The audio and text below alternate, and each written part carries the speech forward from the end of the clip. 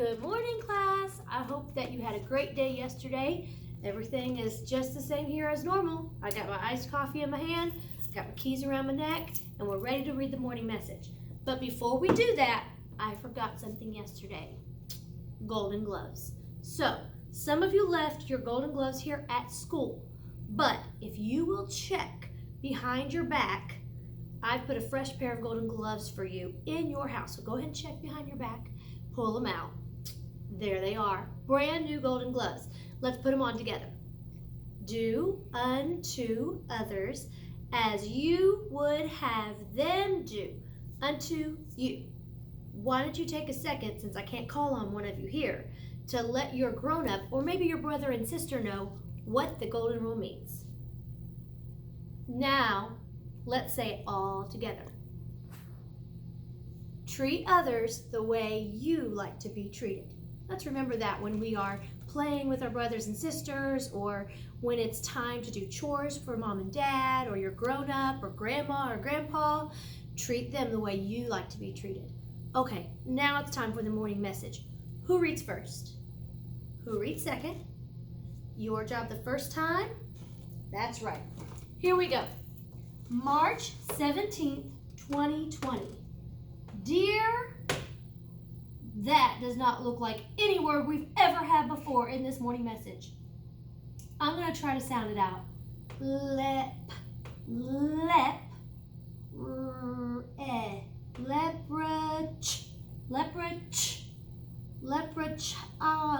Leprechauns. Leprechauns. That's special for today. Let's read why. Happy St. Patrick's Day. You are supposed to wear green. Now, if we look at that sentence, there is something wrong with it. Let's go back and reread it and find the mistake. Happy St. Patrick's Day. You are supposed to wear green today. Think about it. Go ahead and say it to your screen. I think I heard you. Easton, I heard it. There's only a letter R there. It's missing its beginning sound. Actually, not even its sound. It's missing the letters in the front and in the end. But you really don't hear the A or the E make a sound. You are supposed to wear green today. Do you remember the bossiest letter? Do you remember the bossiest letter? We talked about it yesterday. We'll talk more about it in a second. First, let's fix the mistakes in that sentence. You found it. We need Y-O-U to spell you. Do you remember the bossiest letter? Now, we're missing something. Let's tap it through. L-E-T-R. Yep, it's a bossy R right there. We answered our question. The R is the bossiest letter. We will work with it today. Love, Mrs. Lukacsko. Your turn. Follow the pointer. Begin.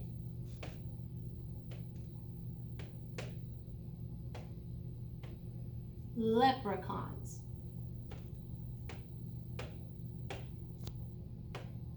Supposed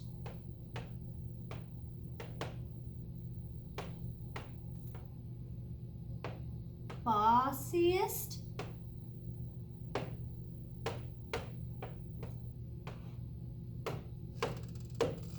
Let's check for understanding. First, I want to know, what's the name of the month? It's March. Next, I want to know, which color are you supposed to wear today? Green. That's right. And last, what did I call you in the message today? I didn't say kiddos, and I didn't say friends. Leprechauns. Leprechauns. Good job. We're going to move on from here, and we're going to go over our sight words. We're going to do a song. We're going to do some counting today, and we're going to finish with a story and journal writing. Today's song that I've picked out for you is one of your favorites, Good Old Abe. Let's sing it together. I won't be able to hear your yeehaws, but hopefully the people at home will hear it and appreciate it.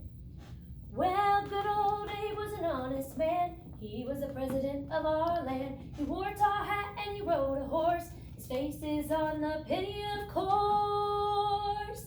Good old Abe. Good old Abe. All right, I trust that you did those yeehaws really well. Let's go over our sight words.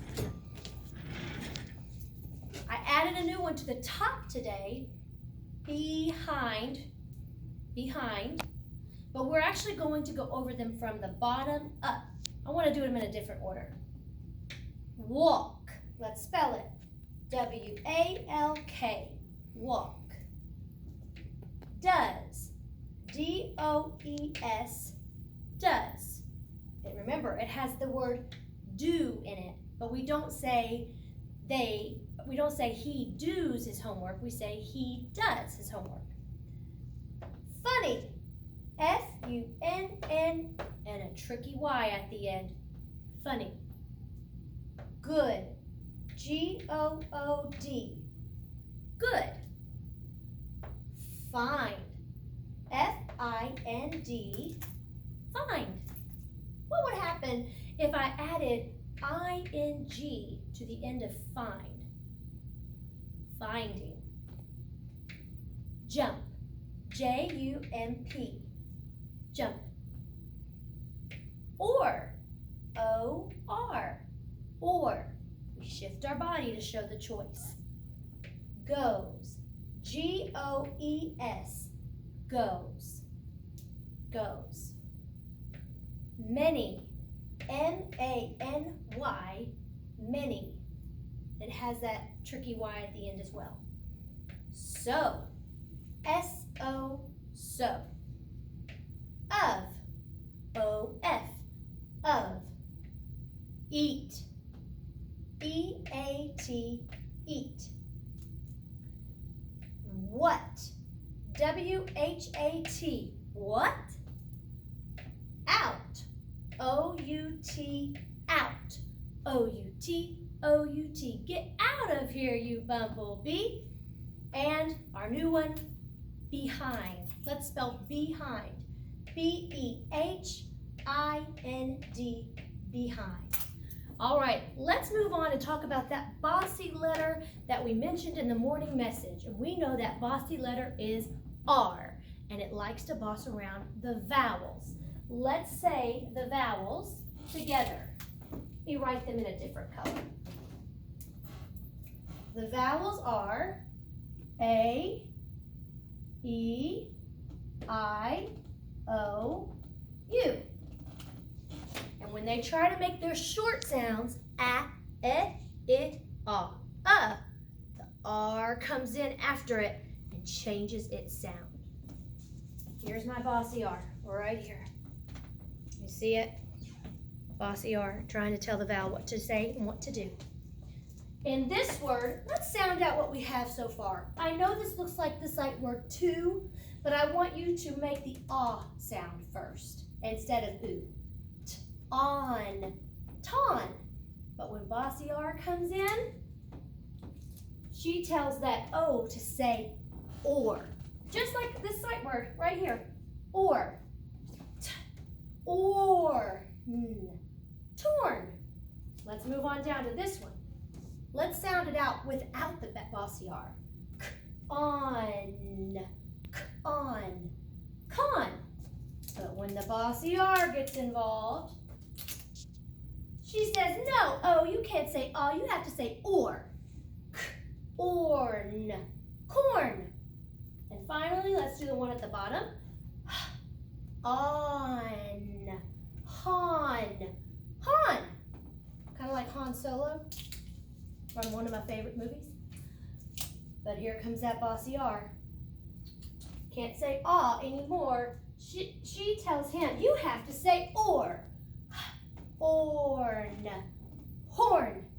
That, boys and girls, is our lesson on the bossy R and how it bosses the letter O to say or.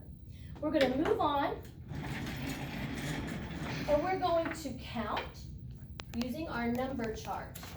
I'm going to hold it in front so that you can see it better. And we are going to count by tens.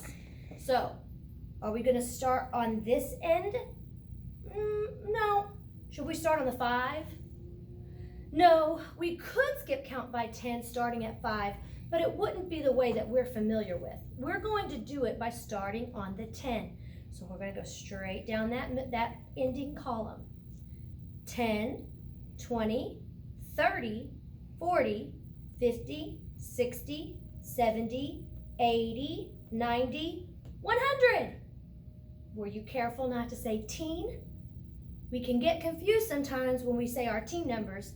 15, 16, 17, but when we count by tens, we want to make sure we're saying D, almost like you're saying the letter D. 6D, 7D, AD, like that.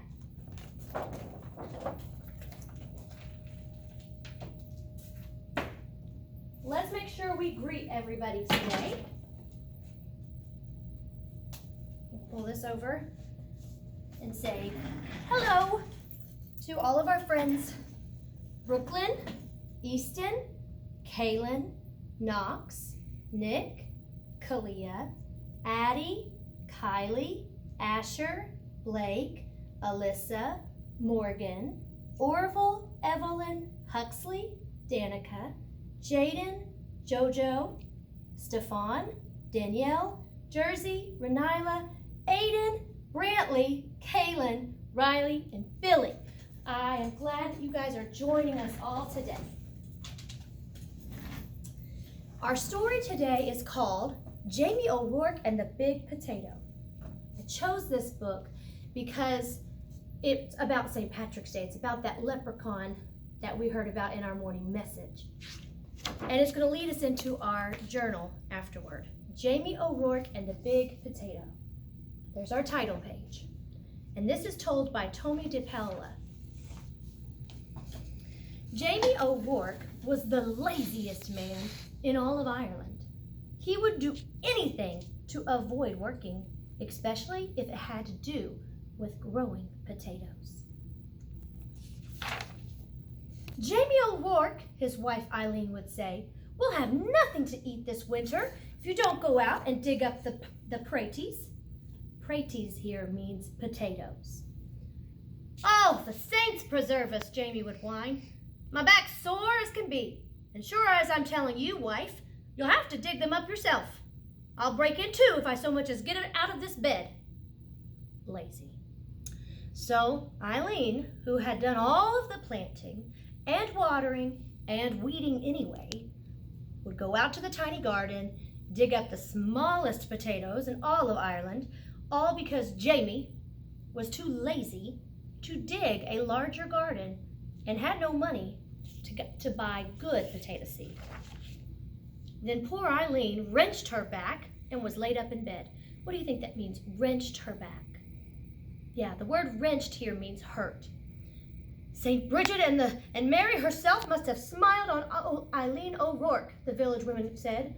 Why, it's the first rest she's had since she married Jamie O'Rourke.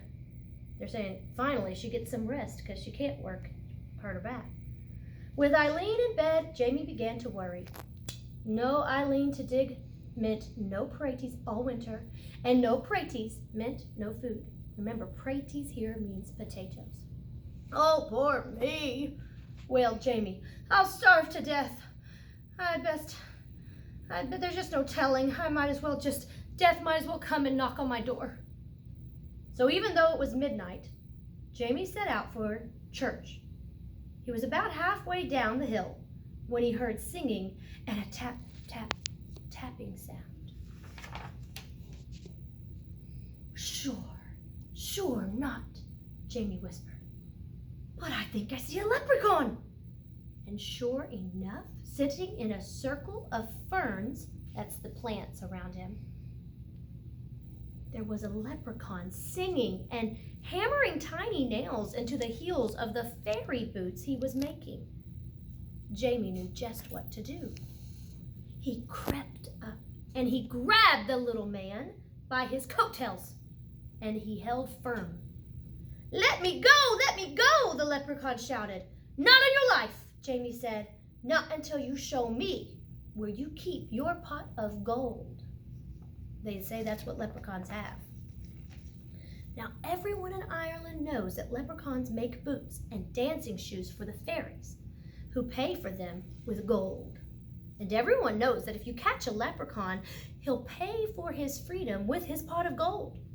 But this leprechaun was more clever than most.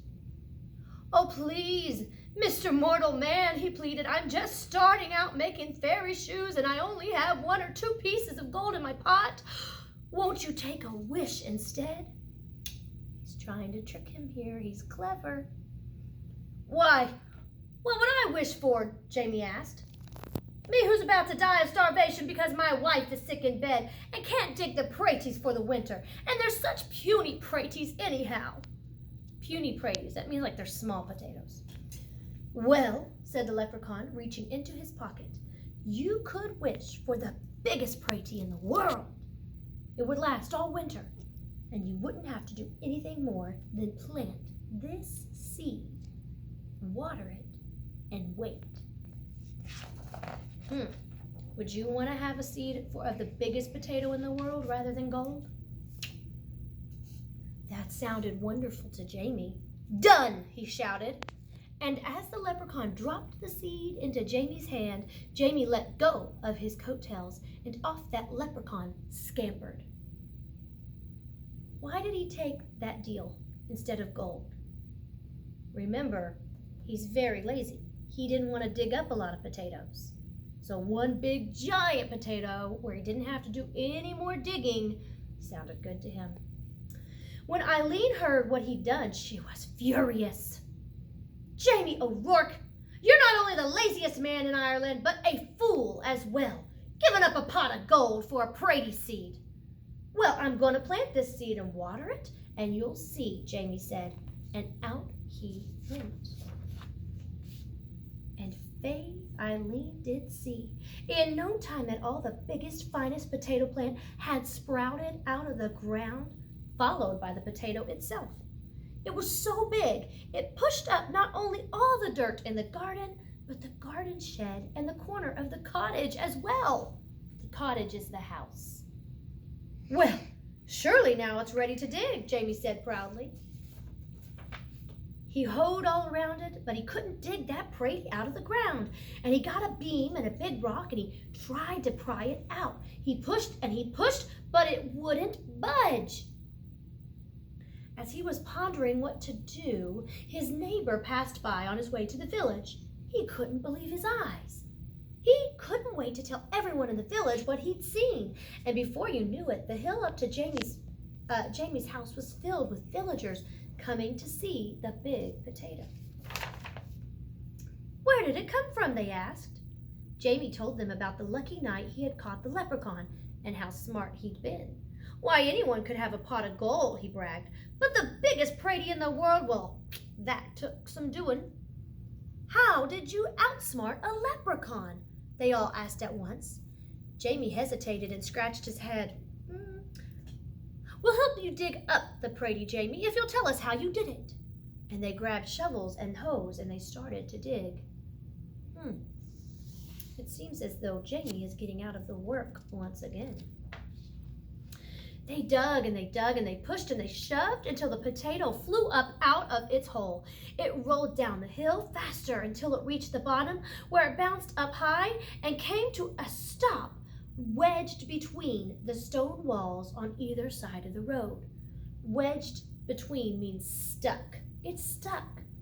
And what to do now?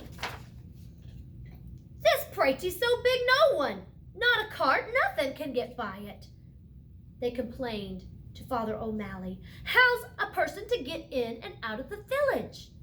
"What shall we do?" the villagers wailed. And then they all looked at Jamie and they said, "It's your pratie. You'll have to move it out of our way." "Well," Eileen spoke up, "there's more than enough pratie for everyone. Why don't you all take some?" They're giving away the potato. So the villagers saw it and they chopped and they carted off huge pieces of potato while Jamie sat on a stone wall and watched. Still lazy. All winter long, everyone had a potato to eat and eat and eat until no one wanted to see or hear of a potato again. Look at their faces. In the spring, Jamie said, I have a potato eye for a seed, and it's just about time to plant it. Oh no, the villagers cried. If you promise not to plant it, Jamie will promise before St. Patrick and all the saints to see that you and Eileen always have plenty to cook and eat. We don't want another giant party around here. Jamie smiled and agreed. What a perfect life for a lazy man. And you see, darling Eileen, Jamie told her, I wasn't such a fool with that leprechaun after all. And Eileen had to admit that Jamie O'Rourke was right. But look who had a big giant pot of gold after all. That leprechaun did trick Jamie. But in the end, Jamie still got to be lazy. Not a great moral to this story, but it was fun to listen to. Okay, let's talk about the journal entry for today. Jamie O'Rourke and Eileen had a big giant potato, or pratie as they called it, in their backyard. And that got me thinking, what is in your backyard? I'll tell you what I have in my backyard. I have trees in my backyard. I have a little fire pit that Mr. Lukacsko made, and I have woods that are further back. Not really my backyard, but it's what's behind my backyard. So let me think about how I'm going to write that in my journal prompt. What are some things you have in your backyard? Take a look at the word that is underlined. H-A-V-E, have. Have. What are some things you have in your backyard? Now, it says some things, so I want you to tell me more than one thing. I, finger space, have. Uh-oh, what's the matter? I've got falling letters. When you write your journal, be sure to keep it on that red line. I have 2 trees. I could write the number 2, but I'm going to spell the word instead. T-W-O. I have 2, and they're big. I want to give that detail. I have 2 big trees. Trees. We've seen that word a lot, but sometimes we get tricked and we think we hear a CH, but it's not. It's really a TR. I have 2 big trees. E. Oh, that's a double E. I have 2 big trees, comma, takes a break. A fire pit. That I said its name. I know I'm going to use a super E, but I need to find this sound. R. A fire pit. It. That's a sight word. I can spell it. I have 2 big trees, a fire pit, and, we know how to spell and, woods. And I'm going to take this up another level by finishing my sentence with what's in the question. I have 2 big trees, a fire pit, and woods. And where do I have these things? In my, and then I'm going to spell backyard, just like I see it in the prompt. Should I use that question mark to finish? No, I'm not asking a question now, I'm just telling. So I need a period. And then I could draw my picture of my 2 big trees, my fire pit, and the woods behind my house in my backyard. All right, boys and girls, that's it for today. I know this was a longer video. Tomorrow I'll keep it shorter. And we have another birthday tomorrow. So we'll get to sing happy birthday to somebody else tomorrow. So can't wait to see your journal work. Have your mom and dad or grandma or grandpa, whoever, send me pictures of the journals that you do, and I'll share it with everybody tomorrow. All right, goodbye. Love you.